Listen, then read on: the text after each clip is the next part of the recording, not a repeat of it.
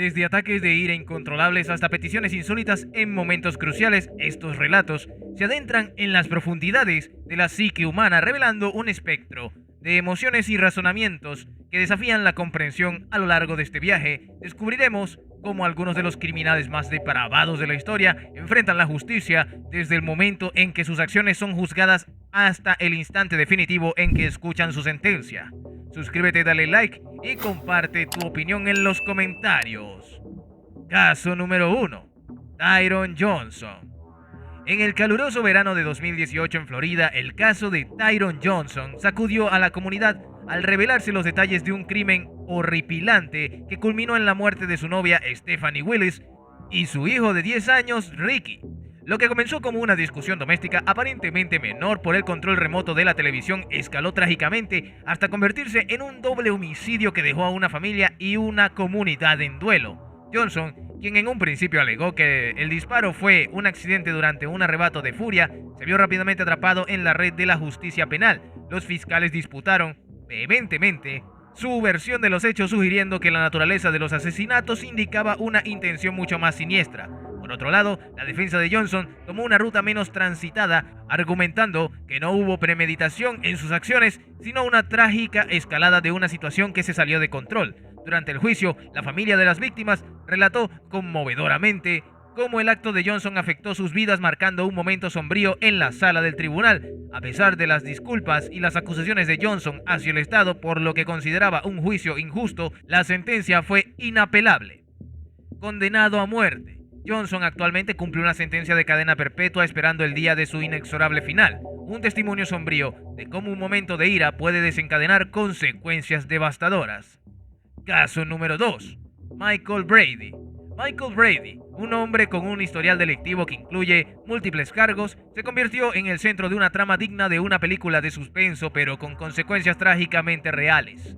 Su camino hacia la infamia se cimentó aún más después de un intento de asesinato contra un oficial de policía estatal de Carolina del Norte, un acto que por sí solo ya era lo suficientemente grave para asegurarle un lugar detrás de las rejas. Sin embargo, fue dentro de los confines de la prisión donde Brady orquestó un plan de escape que resultó en la muerte de varios empleados correccionales, un acto de violencia desmedida que puso en jaque al sistema penitenciario. Armado con martillos y otras herramientas improvisadas como armas, Brady y un cómplice lanzaron una serie de ataques que culminaron en un incendio utilizado como distracción en un intento desesperado por la libertad que finalmente se vio frustrado por las fuerzas del orden.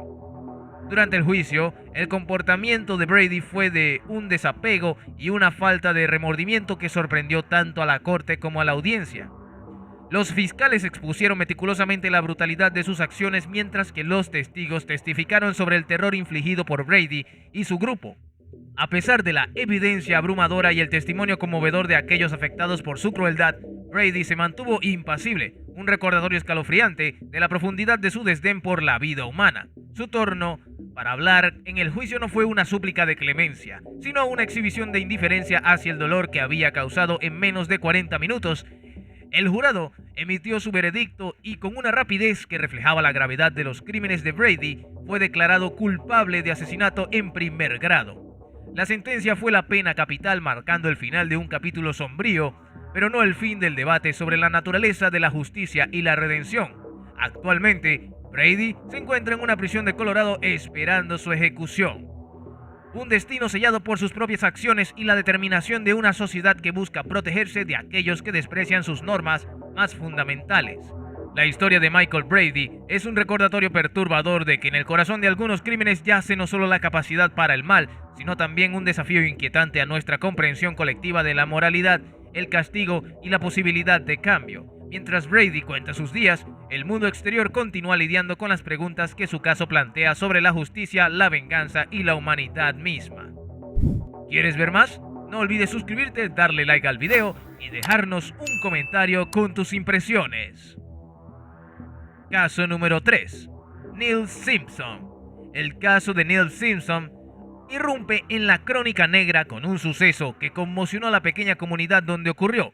En 2007, durante lo que parecía ser un robo rutinario en una pizzería local, propiedad de Dave Cowell, el escenario cambió drásticamente cuando Simpson, en un ataque de violencia desmesurada, asesinó a tiros al dueño del establecimiento. La tragedia no se detuvo ahí. El pánico se apoderó del lugar testimoniado por los empleados aterrorizados, uno de los cuales logró llamar a la policía marcando el inicio de una rápida pero tensa operación para capturar al culpable. Este delito no solo acabó con la vida de un respetado miembro de la comunidad, sino que también dejó una cicatriz indeleble en aquellos que presenciaron el horror de aquel día.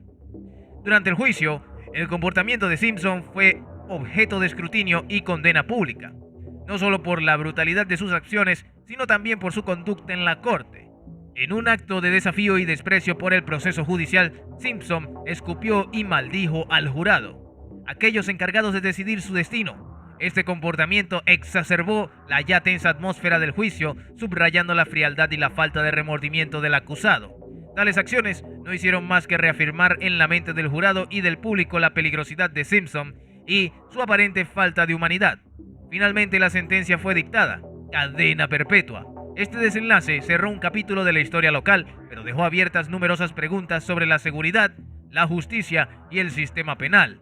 La condena de Simpson a pasar el resto de sus días tras las rejas fue un pequeño consuelo para aquellos afectados directamente por sus acciones, ofreciendo una sensación de cierre a pesar del persistente dolor de la pérdida. Sin embargo, el caso también puso de relieve los desafíos que enfrenta el sistema judicial al tratar con individuos que muestran un desprecio total por la vida humana y las normas de la sociedad. Caso número 4. Joseph Ping. En un giro inusual y audaz dentro del sistema judicial, Joseph Ping se convirtió en el protagonista de un caso que capturó la atención del público por su decisión de representarse a sí mismo frente a acusaciones tan graves como el asesinato y la crueldad animal. Este acto no solo resaltó la complejidad y las deficiencias del sistema de justicia, sino que también puso de manifiesto la desesperación y la determinación de un hombre que insistía en su inocencia. Los hechos que llevaron a Ping a la sala del tribunal comenzaron en una tranquila comunidad donde un acto de violencia incomprensible dejó a una familia y sus animales domésticos muertos, generando una ola de horror y compasión por igual. A lo largo del juicio, Ping tuvo una firme insistencia en su inocencia, desafiando no solo la evidencia presentada por la fiscalía, sino también la percepción pública y la opinión de los expertos sobre la posibilidad de autorrepresentación exitosa en casos de esta magnitud. El juicio de Ping estuvo marcado por momentos de intensa emoción y técnica legal, con testigos alterados y un acusado que oscilaba entre la calma y el fervor por limpiar su nombre. A pesar de sus esfuerzos, el jurado lo encontró culpable y fue sentenciado a la pena de muerte, un desenlace que resonó profundamente en los corredores de la corte y más allá. Hasta el día de hoy, Ping continúa proclamando su inocencia desde el corredor de la muerte, aferrándose a la esperanza de que nuevas pruebas o un cambio en el sistema judicial puedan algún día revertir su destino. Su caso plantea preguntas perturbadoras sobre la autorrepresentación, la eficacia del sistema de justicia penal y el equilibrio entre la búsqueda de justicia y el riesgo de condenar a personas inocentes. Caso número 5. Thomas. El caso de Thomas, condenado por el asesinato de su novia, se destaca no solo por la brutalidad del crimen, sino también por la reflexión y el arrepentimiento expresados por el acusado durante el juicio. A diferencia de muchos otros que se enfrentan a cargos similares, Thomas optó por un camino de contrición, expresando un profundo pesar por sus acciones y el dolor inmenso que había causado a la familia de la víctima y a la comunidad. Esta expresión de remordimiento, sin embargo, no fue suficiente para desviar el curso de la justicia y el jurado recomendó la pena de muerte, una sentencia que el tribunal aceptó tras considerar la gravedad del delito y las circunstancias agravantes presentadas durante el juicio. Thomas se encuentra ahora en el corredor de la muerte, reflexionando sobre sus acciones y sus consecuencias, mientras aguarda la ejecución de su sentencia. Su caso se ha convertido en un punto de discusión en debates más amplios sobre la pena capital, la posibilidad de redención y el papel del arrepentimiento en el sistema de justicia penal. La historia de Thomas sirve como un recordatorio sombrío de que detrás de cada delito hay historias humanas complejas y que la justicia en su forma más definitiva deja poco espacio para la redención o el cambio. Caso número 6. Lorenzo.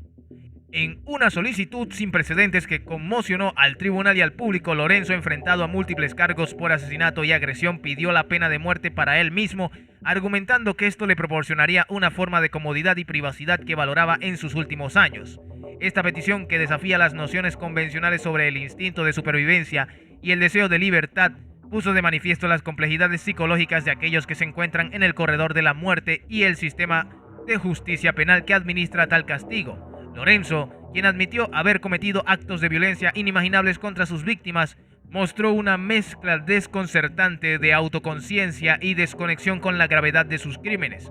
Su condena a muerte solicitada por él mismo y otorgada por el juez se convirtió en un caso de estudio sobre las motivaciones y los deseos finales de aquellos condenados por los delitos más graves. La decisión de Lorenzo de pedir la pena de muerte, argumentando que sería una existencia más cómoda que vivir en el sistema penitenciario federal, introduce un debate ético y filosófico sobre la naturaleza del castigo, la dignidad y el confinamiento y la autonomía personal en el contexto de la condena capital. Su caso ilustra de manera única la compleja interacción entre el sistema de justicia, las necesidades y deseos individuales de los condenados y las percepciones públicas sobre la pena de muerte y la vida en prisión.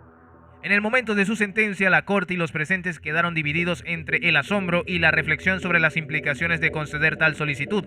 Para algunos, la decisión de Lorenzo de enfrentar la muerte en sus propios términos fue vista como un acto de agencia final, en un sistema que a menudo deja poco espacio para la elección personal. Para otros, suscitó preguntas profundas sobre si la sociedad debería permitir que individuos condenados por crímenes atroces tengan alguna forma de control sobre su destino. Para contenido exclusivo como este, asegúrate de suscribirte, darle like y expresar tus pensamientos en los comentarios.